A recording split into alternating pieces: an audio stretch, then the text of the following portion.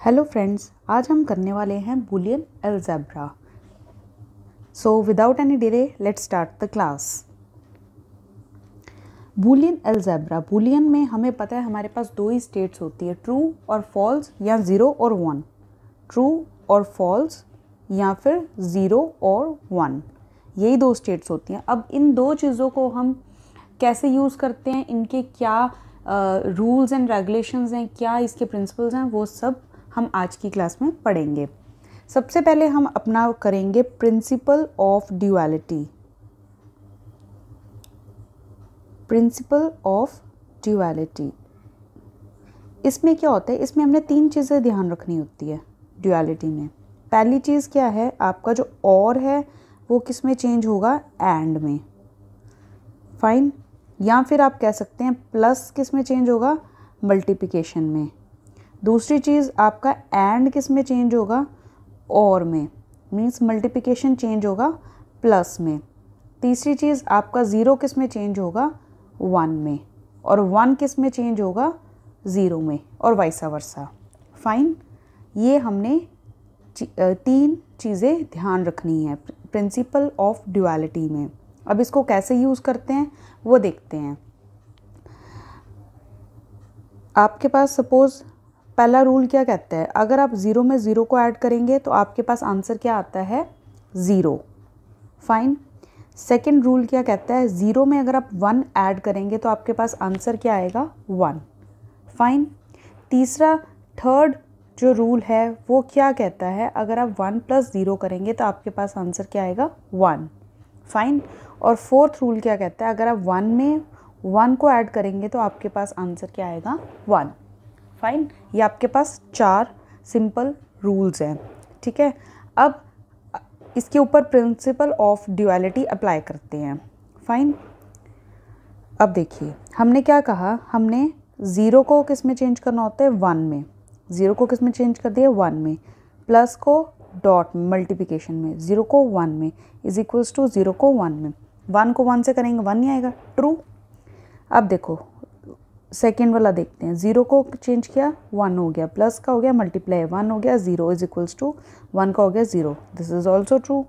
Next one किस में change होगा, ज़ीरो में, प्लस चेंज होगा मल्टीप्लिकेशन में, ज़ीरो चेंज होगा वन में, is equals to one change होगा ज़ीरो में, दैट इज़ ऑल्सो ट्रू।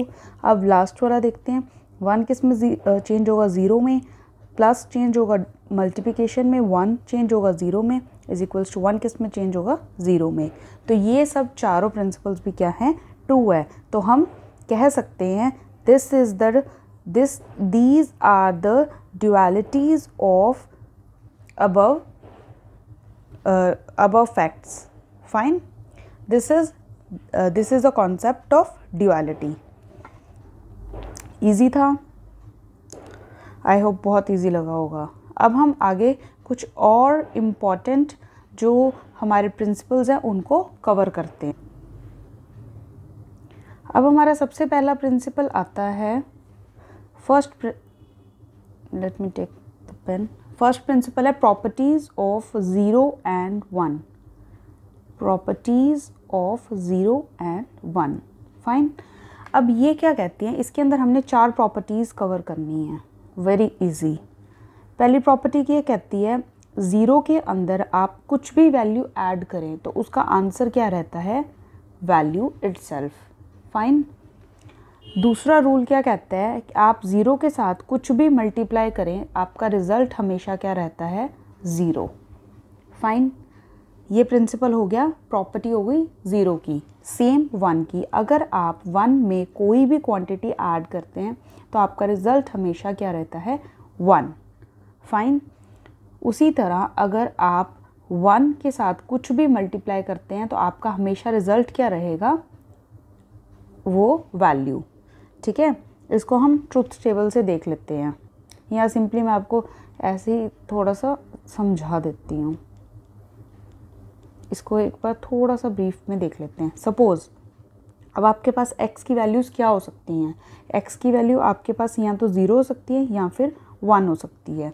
ठीक है, x की क्या क्या वैल्यूज़ हो सकती हैं, ज़ीरो और वन। फाइन, अब ये देखिए, अब अगर आप x की वैल्यू यहाँ पे ज़ीरो पुट करेंगे तो 0 + 0 कितना हुआ 0, तो आंसर भी आपका क्या आया 0। उसी तरह 1 पुट करिए, 0 + 1 आंसर क्या है 1, तो आपकी वैल्यूज़ क्या आएंगी सेम, जो x की वैल्यू रहेगी। अब आप x की वैल्यू अगर 0 पुट करते हैं, 0 × 0 0, और अगर आप 1 भी पुट करेंगे तब भी 0 आएगा, तो मीन्स वैल्यू हमेशा क्या रहती है 0। अब आप इसमें पुट करके देखियो, यहाँ पे हम अगर 0 पुट करेंगे तब भी हमारा 1 आएगा, 1 पुट करेंगे तब भी हमारा 1 आएगा। यहाँ पे भी अगर आप 0 पुट करेंगे तो 0 आएगा, 1 पुट करेंगे तो 1 आएगा। These are the properties of 0 and 1। Fine, hope ये इजी होगा। नेक्स्ट है हमारे पास इनडेम्पोटेंस लॉ।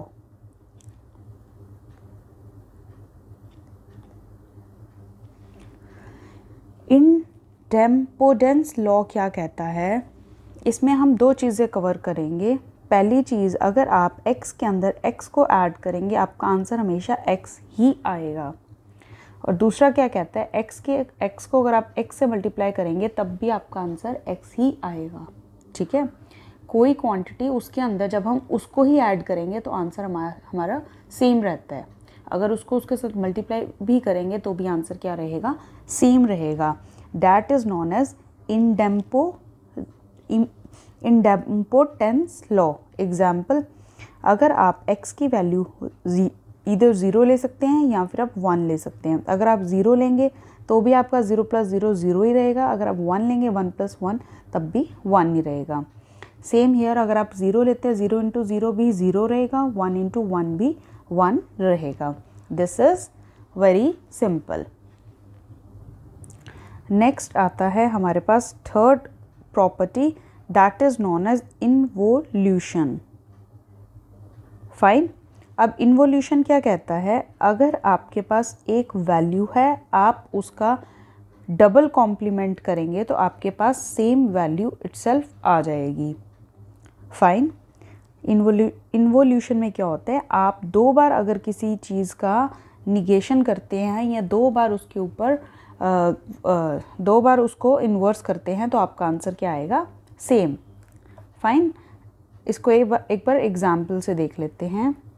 एग्जाम्पल, आपने x की वैल्यू ली 0, आपने एक बार उसका इन्वर्स किया तो ये 1 हो गया, दूसरी बार फिर से किया तो ये 0 हो जाएगा। उसी तरह अगर x आपने 1 लिया, उसका आपने एक बार इन्वर्स किया तो 0 हो जाएगा, 2 बार करेंगे तो फिर से 1 हो जाएगा। Fine, so this is also very simple. Next is complementary law. Complementary law, इसमें आपने 2 चीज़ें कवर करनी है, बहुत इजी है। आपके पास एक x क्वांटिटी है, आपने क्या किया, उसके अंदर उसका कॉम्प्लीमेंट ऐड किया तो आपके पास हमेशा क्या आता है, 1 आता है। दूसरी तरफ अगर आपने x और उसका कॉम्प्लीमेंट मल्टीप्लाई करेंगे तो हमेशा आपके पास क्या आएगा, 0 आएगा। एग्जाम्पल देखो, आपने क्या किया, x की वैल्यू आप क्या ले सकते हैं 0 1, और x कॉम्प्लीमेंट क्या हो जाएगा 1 0। फाइन, अब अगर आप इनको ऐड करेंगे तो देखो आपके पास इन दोनों को ऐड करेंगे तो 1 आएगा, इन दोनों को ऐड करेंगे तो 1 आएगा। फाइन, अगर आप x बार करेंगे, इनका मल्टीप्लिकेशन करेंगे तो हमेशा आपके पास 0 ही आएगा। This is very simple. Complementary क्या है, मतलब आपने एक वैल्यू ली, उसका कॉम्प्लीमेंट किया, एक बार आप उसको ऐड कर दो, एक बार आप उसको मल्टीप्लाई कर दो। उसके बाद अगर आप ऐड करेंगे तो हमेशा आपका 1 आएगा, मल्टीप्लाई करेंगे तो हमेशा आपका 0 आएगा। तो आप उसको प्रूव कर सकते हैं with the help of truth table. Next करते हैं, 5th one is commutative law. Commutative law क्या कहता है, इसमें भी आप 2 चीज़ें कवर करेंगे, एक एडिशन की, एक मल्टीप्लिकेशन की। फर्स्ट वन इज़, अगर आप 2 क्वांटिटीज़ को x + y करते हैं तो वो हमेशा किसके इक्वल रहता है, y + x के। मीन्स 2 वैल्यूज़ हैं, उनको आपने करना है ऐड, आप उनको किसी भी ऑर्डर में ऐड करें, आपका आंसर क्या रहेगा, सेम रहेगा। सेम विद मल्टीप्लिकेशन, x.y हमेशा किसके इक्वल रहता है, y.x के। फाइन, इसको भी हम एक बार ट्रुथ टेबल से देख लेते हैं। आपके पास दो वैल्यूज़ हैं एक्स वाई, फाइन।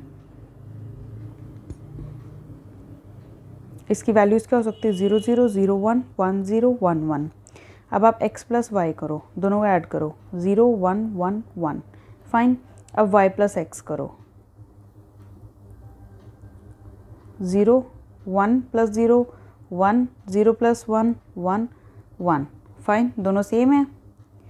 इसी तरह अगर आप मल्टीप्लिकेशन करते हैं x dot Y, 0 dot 0 0 0 dot 1 0 0 1, और अगर आप सेम y डॉट x करते हैं तो भी आपका सेम ही आएगा answer, fine. This is commutative law. Commutative law क्या कहता है कि आप किसी भी ऑर्डर में मल्टीप्लिकेशन या एडिशन करें, आपका रिजल्ट हमेशा सेम रहता है। नेक्स्ट आपके पास sixth one is associative law. Associative law, अब एसोसिएटिव लॉ क्या कहता है, ये भी हम दो तरीके से करेंगे, एक एडिशन के साथ, एक मल्टीप्लिकेशन के साथ, क्योंकि हमारे पास दो ही ऑपरेशंस है, एक और है और एक एंड है। उन दोनों के ऊपर हम लगा के दिखाएंगे अपना एसोसिएटिव लॉ।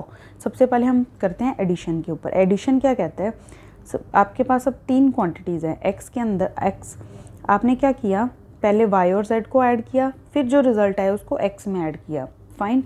ये किसके इक्वल होता है, X plus Y plus Z, fine. और इसी तरह मल्टीप्लिकेशन में क्या होता है, X dot Y dot Z is equals to X dot Y dot Z, fine. Means इसमें भी यही होता है कि जो ऑर्डर है वो इम्पॉर्टेंट नहीं है, फाइन। अब एक बार इसको ट्रुथ टेबल से कर लेते हैं फटाफट। आपके पास तीन क्वांटिटीज़ हैं, नीचे करते हैं यहाँ पे, x Y Z.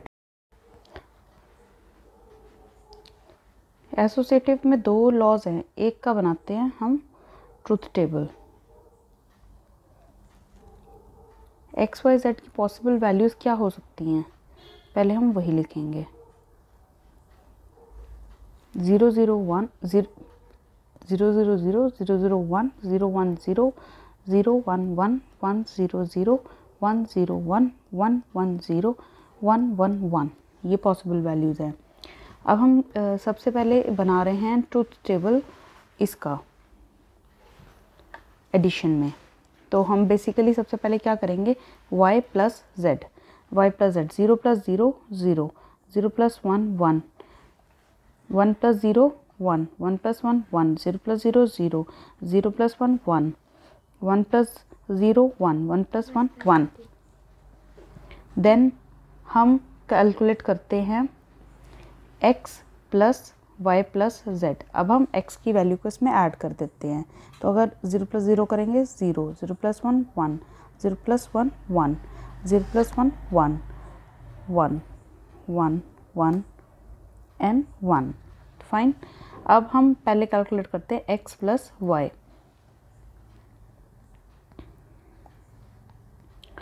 This is 0 0 1 1 1 1 1 1। अब हम इसमें ऐड कर देते हैं y की वैल्यू को, तो ये आ जाएगा 0 0 1 1 1 1 1 1।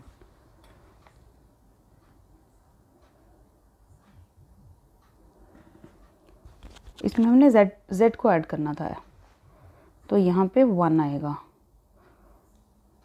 फाइन। तो अब हम now check this and this is same.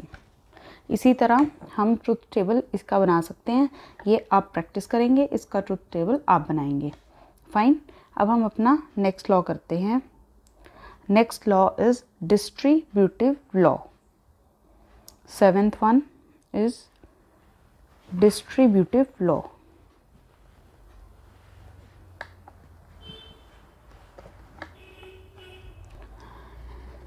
इसके भी दो पार्ट्स हैं। फर्स्ट पार्ट क्या है, फर्स्ट पार्ट है x into Y plus Z is always equal to x dot y plus x dot z. This is the first law. And second law states x plus y z is equals to x plus y dot x plus z. These are two distributive law. इसे मैं prove करती हूँ bye truth table, ये आप खुद practice करेंगे. Fine. Now अब हम बनाते हैं अपना truth table x y z. Fine. सबसे पहले इनकी पॉसिबल वैल्यूज़ लिखते हैं. क्या क्या हो सकती है? 000 0 0 1 0 1 0 0 1 1 1 0 0 1 0 1 1 1 0 1 1 1. फाइन. अब हम सबसे पहले कैलकुलेट करेंगे y plus z. y plus z calculate करेंगे 1 1 0 1 1 1. This is y plus z. अब हम कैलकुलेट करेंगे x dot y plus z. मतलब इसको हम मल्टीप्लाई करेंगे x के साथ. तो 0 0 0 0 0 1 1 1. फाइन. अब हम करेंगे कैलकुलेट x डॉट y. इसको करते रेड से. This is 0 0 0 then 0 0 1 1. उसी तरह कैलकुलेट करते हैं x डॉट z.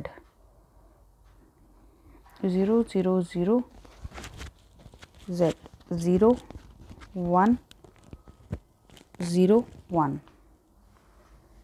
फाइन. अब हम इन दोनों को करेंगे add.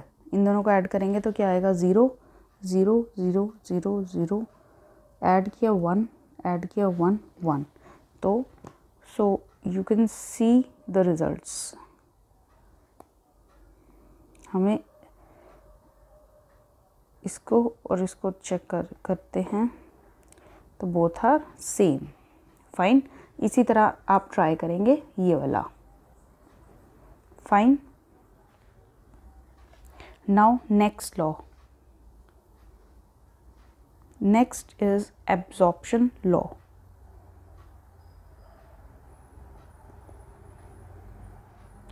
Now absorption law means इसके भी दो पार्ट्स हैं. First part states x plus x Y. ये हमेशा किसके इक्वल रहता है? ये रहता है x के इक्वल. और उसी तरह x dot x plus y किसके इक्वल रहेगा? x के इक्वल. फाइन. इन दोनों को भी हम ट्रुथ टेबल से प्रूव कर सकते हैं. सो एक मैं करूँगी, एक आप प्रैक्टिस करेंगे. फाइन. सो मैं ये कोई भी ट्राई कर सकते हैं. I will try this one. Fine. अब आपके पास दो चीज़ें हैं x एंड y. इसकी पॉसिबल वैल्यूज़ क्या हो सकती है? 0 0 0 1 1 0 1 1. फाइन. अब x प्लस वाई कैलकुलेट करते हैं तो ये आ जाएगा 0 1 1 1. अब हम करेंगे x dot x plus y. Now this into this 0 0 1 1. So you can see this is equals to x. Fine. So this one you will try. Fine. Now last one. Last is third distributive law. Third distributive law.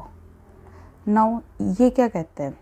ये this states अगर हम x में add करते हैं x का complement y, this is always equal to x plus y. Fine.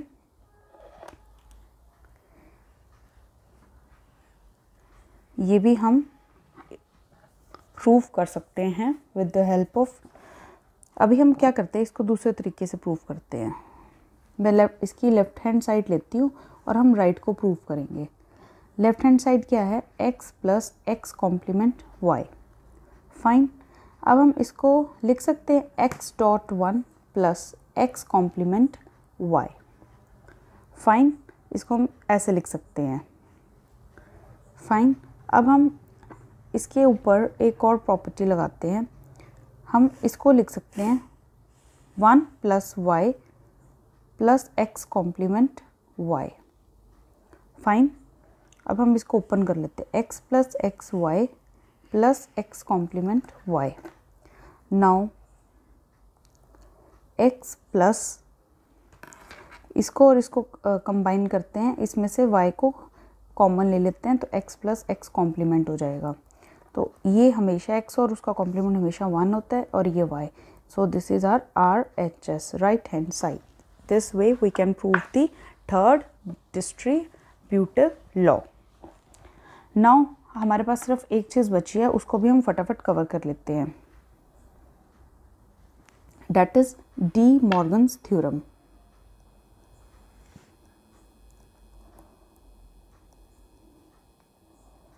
Fine, अब ये क्या कहता है, आपके पास दो क्वांटिटीज़ हैं x एंड y, ठीक है। आपने करा इसका एडिशन, जब आप एडिशन करके इसका कॉम्प्लीमेंट करते हैं तो वो किसके इक्वल होता है, हमने कॉम्प्लीमेंट को ब्रेक किया, ब्रेक करके दोनों के ऊपर क्या गया, कॉम्प्लीमेंट। जब ये कॉम्प्लीमेंट प्लस के ऊपर ब्रेक होगा तो ये कन्वर्ट हो जाएगा डॉट में। Fine, this is D Morgan's law. उसी तरह अगर आपके पास x डॉट वाई है, आप उसका कॉम्प्लीमेंट करेंगे तो उसका क्या बन जाएगा, कॉम्प्लीमेंट हमने ब्रेक करा तो प्लस वाले कॉम्प्लीमेंट पे क्या आ गया, वो हमारा जो मल्टीप्लिकेशन है वो किस में हो गया, प्लस में। ये चीज़ हमने इसके ऊपर बेसिकली क्या किया है, जो प्रिंसिपल ऑफ ड्यूअलिटी हमने बिगनिंग में पढ़ा था उसी को अप्लाई किया है। हमारी जो वैल्यू है उसका कॉम्प्लीमेंट हो जाएगा, प्लस जो है मल्टीप्लाई में कन्वर्ट हो जाएगा, वैल्यू का कॉम्प्लीमेंट हो जाएगा। इसी तरह हमने यहाँ पे परफॉर्म किया है। सो ये सब थ्योरम्स थी जो हम बुलियन अलजेब्रा पे यूज़ करते हैं। हम अपनी नेक्स्ट क्लास में कुछ क्वेश्चंस करेंगे, उस क्वेश्चन से आपको ये पता लगेगा ये सारी थ्योरम्स हम कैसे यूज़ करते हैं, इनकी क्या यूटिलाइजेशन है। So for better clarity please watch my next class. Okay, till then, bye bye and take care, and please revise all the concepts of this class. Thank you.